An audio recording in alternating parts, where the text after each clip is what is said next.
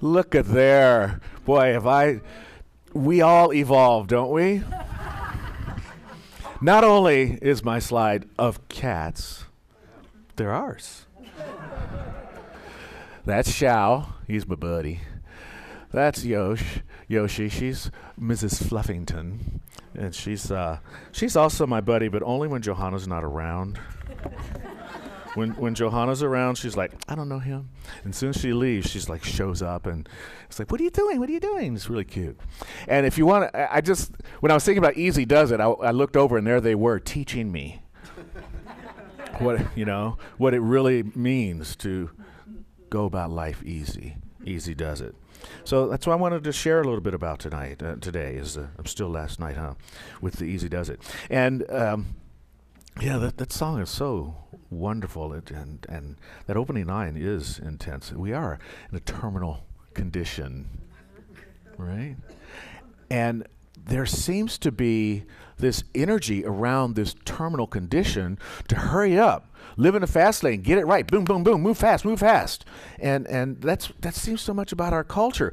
And what it does, I don't know, for me, it creates a lot of stress. And the tie-in to this that came to me last night around doing our intentions. Did you take the forum last week? Did anybody get a chance to work that out? If you didn't, this is what we're talking about this year a lot, about living in our intentions. And so I created this form for everyone. There's some out there on the friendship table you can take home with you and work the intentions in 4 areas of your life. And then afterwards, when you're hanging out, eating nice, healthy snacks, we got some snack and chat questions for you to look at too. So one of them's actually kind of fun. Snack and chat questions, the snack and chat conversations, right? The way to not stress out, to slow down. But the thing about the intentions that made me think about that is, as we know what our intentions are, it gives us the opportunity, I think, to slow down, to be a little less stressed, because we know exactly where we're going and what life is all about. It's a recipe to deal with that. I was thinking about how fast life is right now with answers. Gmail accounts, anybody? What's up? You get it. First off, privacy is totally out the window. There is no such thing in 2019 as privacy. You get an email, before you can read it, it's already answered it for you. Down at the bottom, they have the quick answers for you now in your email. That's absolutely scary. But it's also an indication of this, hurry up. I know you're busy. You don't have time to think of your own answer. Here's an answer for you. Whoa, that's crazy. And of course, Siri and Alexa are always in a battle to help you hurry up your life. And this story got me this week. Lane was watching Jeopardy at home, and in the middle of watching the show, Alexa answered the question. You don't even get to watch your darn show. Hurry up, finish the show. Answer the question, Alex. We try to figure out, how did Alexa do that? But I think that's it. That somewhere in the process of that answer or question happening, I'll take 500, Alex. And so Alexa went, the answer. Came up with the answer. The answer is. That is absolutely crazy. But that's about it. And also the grocery store. Huh? Lane? Where'd she go? Did she frame it as a question? She lost the money, right? She probably lost the money because she just answered it, right? Yeah. That's so good. Yeah. And the other thing about the hurry up stuff is the auto self checkout at the grocery store, which I resisted for so long. But now it's become such a thing for people that now that's not a fast way to go out of the store anymore. The line for the self checkout is longer than the lines for the people checkout. Right? But that's what people are going for. They want to race around and hurry up. Wayne Dyer talks about this and what we want to counter. And to live a stress-free and tranquil life, you must be conscious of the need to activate thought responses that match your intention. And that's why we spend time this year talking about intention and knowing what they are, so that it's already preloaded in your consciousness, so you don't have to do a quick flick to figure out exactly what it is. You can activate that thought response because we've already worked on what our intentions are, and so we already know what it is that we need to match up with, so we can have the sea lion experience of life and just kick back and enjoy things just a little bit. This thing called stress, though, is super, super challenging. So let's just release some of it right now. Here you go. Follow me with this. I intend to feel good. I intend to feel good. I want to feel good. I want to feel good. I feel good. I feel good. I'm grateful right now. I'm grateful right now. Let's put a smile on your face just to set an intention, want the intention, realize the intention, and then close it out with a moment of gratitude. Because this thing, stress, it wants us. And we teach it, we talk about stress as if it's a monster, as if it's a thing itself, that stress actually existed. But stress, there's no packaging. You can't go to the store and buy a package of stress and take 2 pills and be stressful in the morning. But your thoughts, oh my God, they can do it. It's only peeps having stressful thoughts that create stress. So since we're the people that are creating the stress, why don't we use the same amount of brain power? Talk to your neurologist, your neuropsychologist. He'll tell you it's the same amount of brain power to have a stressful thought as to have a positive thought. The brain doesn't know, but the body registers it so differently. The body understands it so differently. So, don't stress. Don't stress the could haves, because if it should have, it would have. So don't stress it. Just relax a little bit. Don't stress, because if it could have, it would have. No, don't stress. Don't stress the could haves, because if it should have, it would have. Thank you. Yes. Sometimes those repeats on the ad-libs are kind of like, Yeah. But when stress comes up, he's already said here, you have to activate your thought response to match your intention, and the overall intention, the intention that we've come here to experience as an expression of God, that intention is to create, and to create a joyous, harmonious, pleasant life, right? So if we're in a stressful moment, it's likely that we have forgotten that connection, that we're experiencing a moment of separation. And that's where the intention works again for you. It brings you back into that space of oneness. I've been reading, one of my intentions this year is to have a more personal, loving relationship with the divine. I listen to a lot of gospel music. I love the gospel music and how they love Jesus.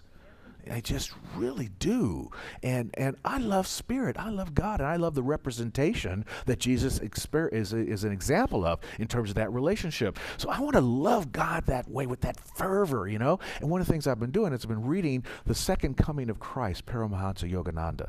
Wow. It's a 2-volume, super thick book that I can only read a page and a half at a time because there's just so much to contemplate. It's so juicy and so full. But one of the things he says in there, and it relates to this idea of stress, is that one who truly trusts in God has no right to be anxious about anything. If we trust in the divine, if we stay in that one relationship with God itself, we don't even have the right to be anxious. We don't have the right to be stressed out because God's not stressed out. When you know everything, got everything, and are everything, why are you stressing out? So if we have a connection that knows everything and is a part of everything, why are we stressing out? There's no need for that.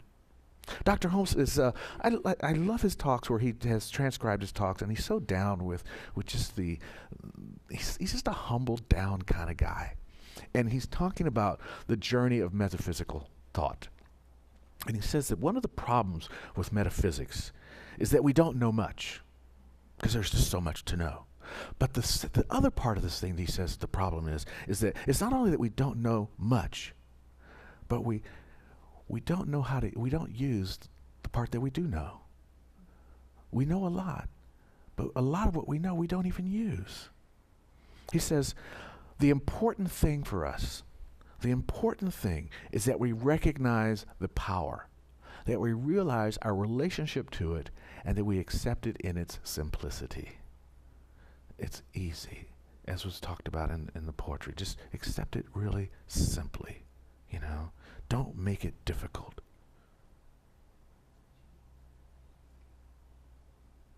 Yeah. The only thing that makes it difficult is what Shakespeare said. It's thinking it that makes it so, right?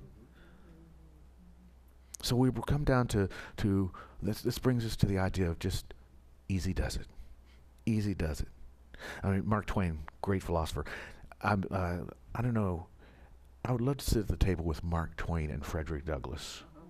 And just like coffee conversation, or it'd be tea at my house with Mark Twain and Frederick Douglass, who, by the way, were the two most sought after speakers in their generation. And number one of the two was actually Frederick Douglass.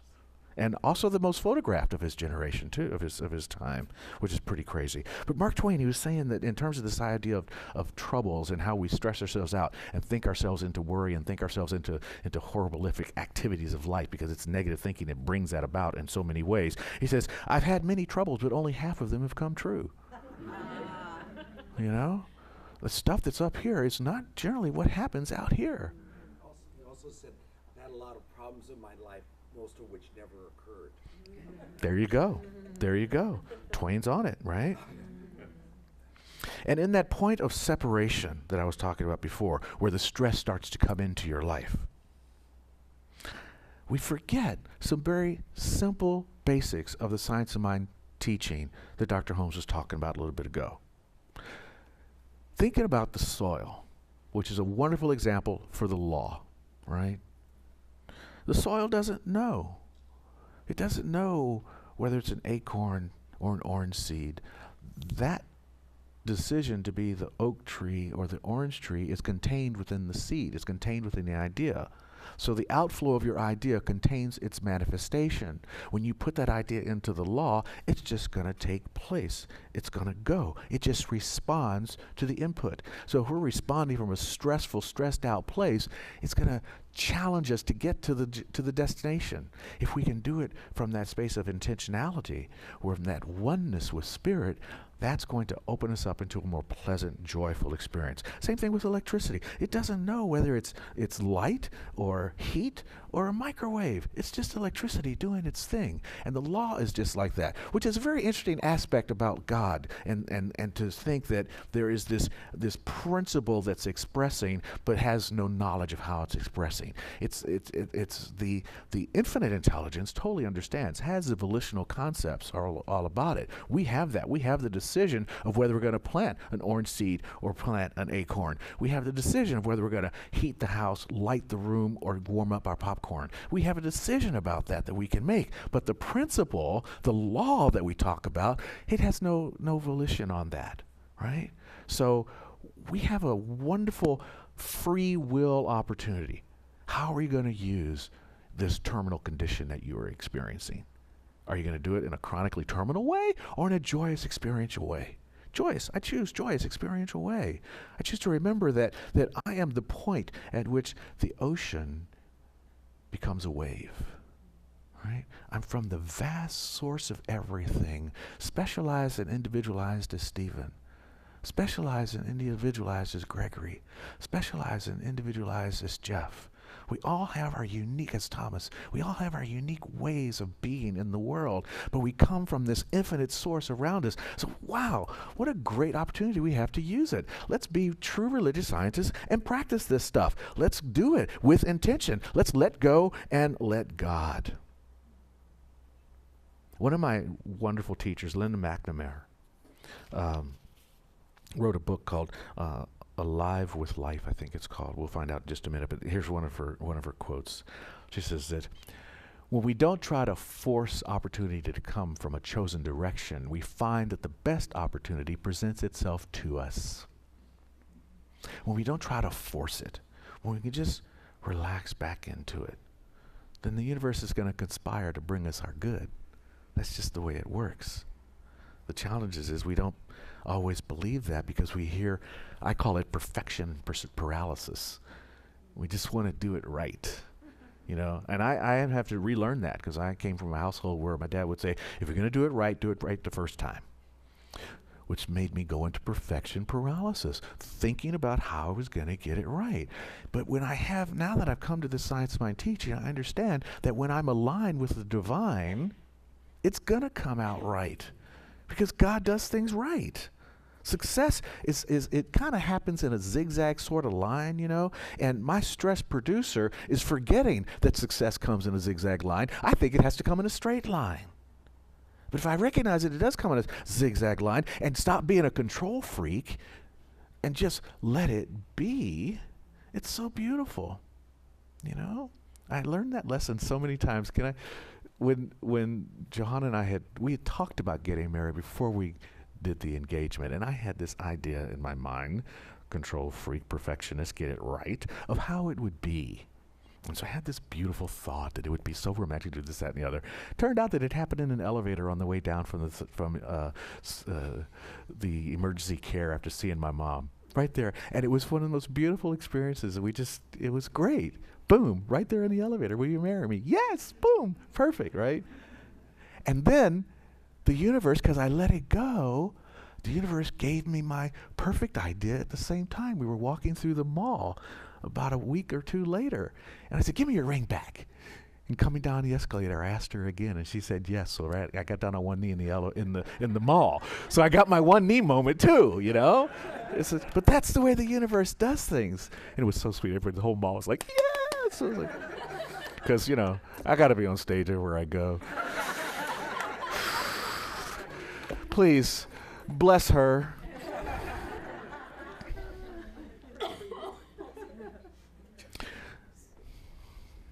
Easy does it. Has a flip side, though. Easy does it has a conundrum as I was thinking about it, because easy does it can also lead to not just procrastination paralysis, but also to perfection paralysis, but to procrastination itself. It can put us in a place of, hey, I'm taking it easy. I'm in no hurry. Spirit's going to take care of it for me. Bullcorn. What does Dr. Holmes? Because I'm not going to say the other one right here. What does Dr. Holmes say? Treat and move your feet. We have to get into the action. So the idea of easy does it is not stress when you're in the action. It's just take the action nice and cool. Take it with love and pleasure. When I was talking with about Linda McNamara before, she tells a story of a guy who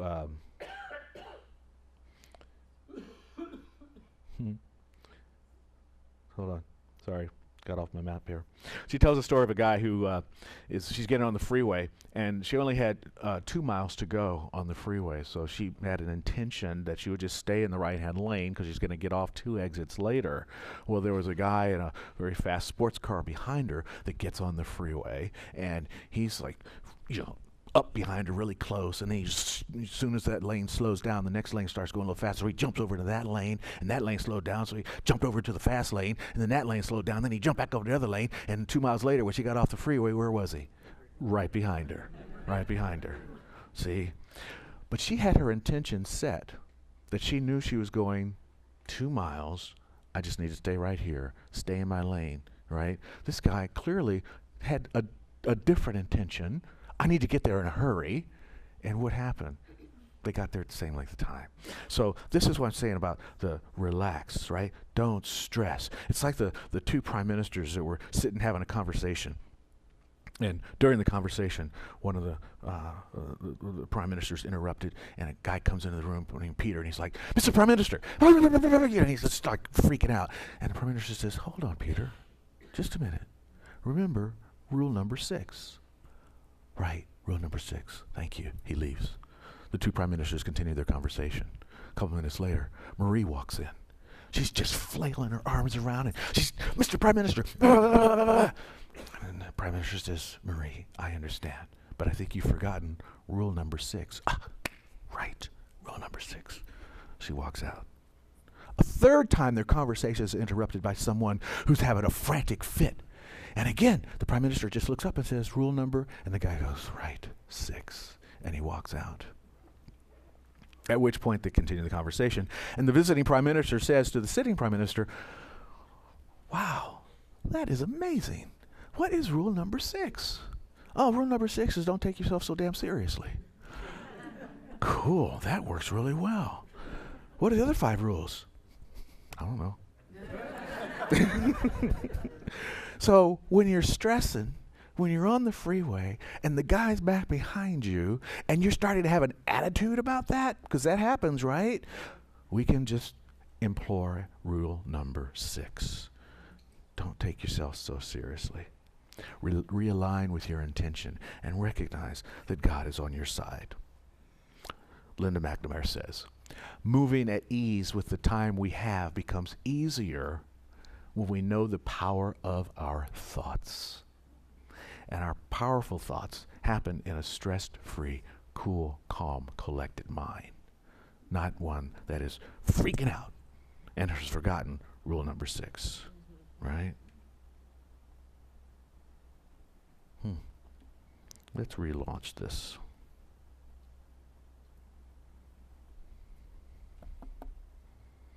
He doesn't want to talk to me today. There we go.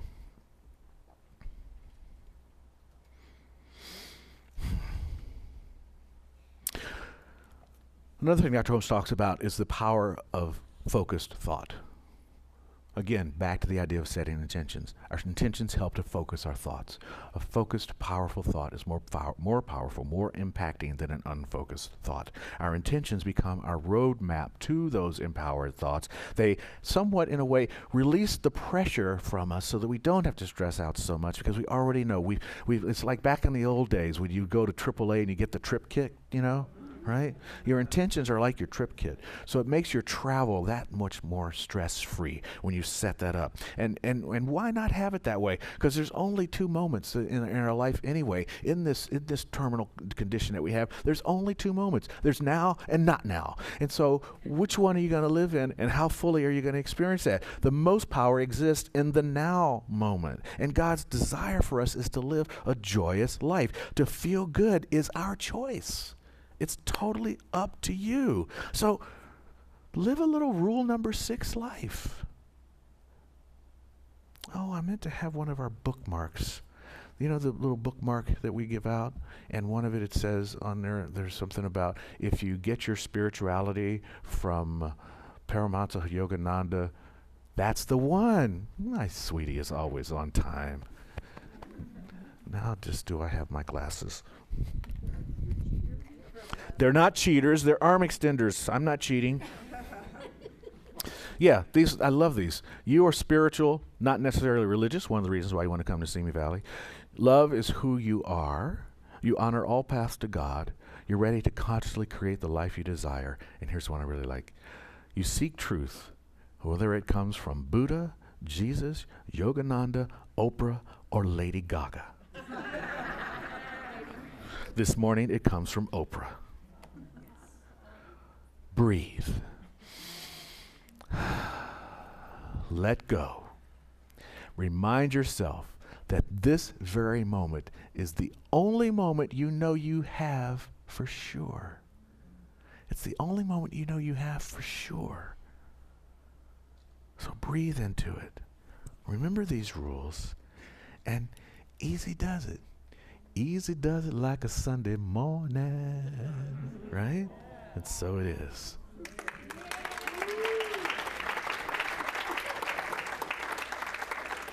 Well, let's go. Can we go back for just a minute? It's that easy, doesn't it? And look at the feet. Like, oh yeah, I'm chilling. Now, the great thing about Shao is you could sit on the couch next to him and he will stay exactly like that. It's like, oh, you just... The black fur is a picture of the whole cow. The black, oh my God. Yeah, right. The foot, the legs are out, and the head. That is so interesting. Well done, John Newbell. Yes. And there's love, because he's got a little heart on that side. That's really sweet. Yeah. All right, let's do our closing affirmation. Okay, don't forget. What is the rule? How many other rules are there? Who cares? Here we go. My life flows with ease and grace because I intended to do so through my conscious choosing. That's our healing prayer time. I know there are things that we can find to work to heal in, but I'm just feeling the Spirit Awards on me. I'm feeling this just about gratitude, And so I'm going to do a prayer of gratitude. No matter what name you call out or what condition you call out, I have that sensation within me right now that there's only the one, and that it has already heard the intention, and it's already made manifest the road straight, and has taken all crooked paths and leveled them out. And so what we're going to do today is just affirm that with a prayer of gratitude. So who are we speaking the words of gratitude? What are we speaking the words of gratitude for in this moment? Let's hear that.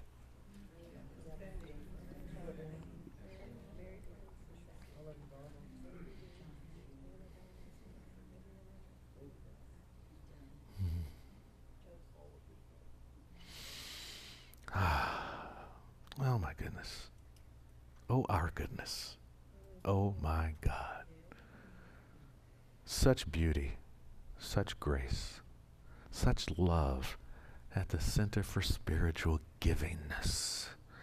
As we open our hearts and allow our minds to flow into that one direction that says we are one. There's only the one. That is the impulsion of love on the planet through each and every one of its creations that resonates and radiates out into the universe, giving of itself so freely that each and every one of us can be here, including all those that we spoke the truth for in this moment. And so since we know that the divine presence only wants us to receive the glories of the kingdom, to stand in victory over any troubles, to stand triumphant over any challenges, we just say thank you for that gift.